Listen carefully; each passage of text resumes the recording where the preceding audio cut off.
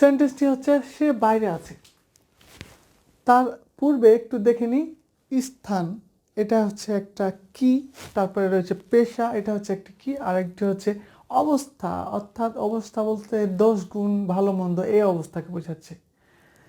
B ভার্বের definition হচ্ছে কোনো ব্যক্তি বস্তু যদি সে নিজেই কোনো স্থানে আছে, অবস্থান করছে, আছে এই ধরনের সেন্স কাজ করে, অর্থাৎ এক্সিস্টিং, বিদ্যমান মানে আছে, এই সেন্স কাজ করলে আমরা অবশ্যই সেটা বি ভার্ব ইউজ করব।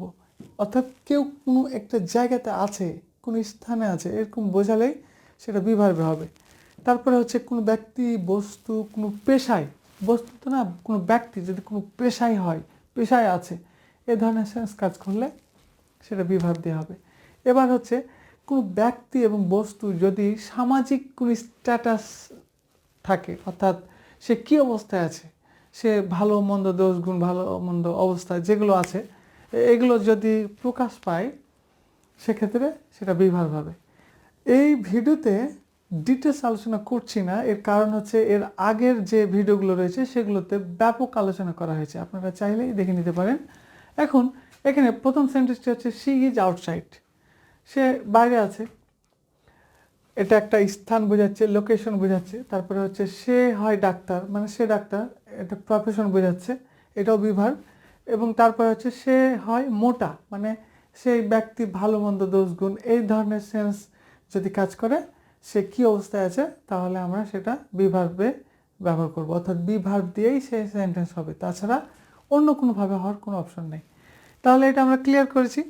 আগের ভিডিওতে এগুলো নিয়ে ডিটেলস আলোচনা করা হয়েছে। এটা জাস্ট একটা অ্যাসাইনমেন্ট ক্লাস, কিভাবে অ্যাসাইনমেন্ট আমরা ছাত্রদেরকে করতে দেই, ছাত্ররা কিভাবে বাসায় বসে, শিক্ষার্থীরা বাসায় বসে সুন্দরভাবে লিখে অ্যাসাইনমেন্টটা আমাদেরকে হোয়াটসঅ্যাপে সেন্ড করে, সেটা দেখার জন্য।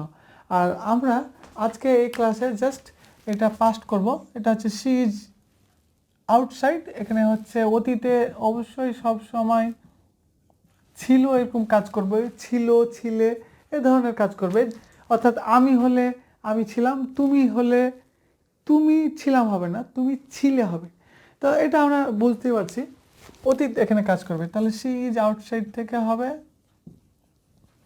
She was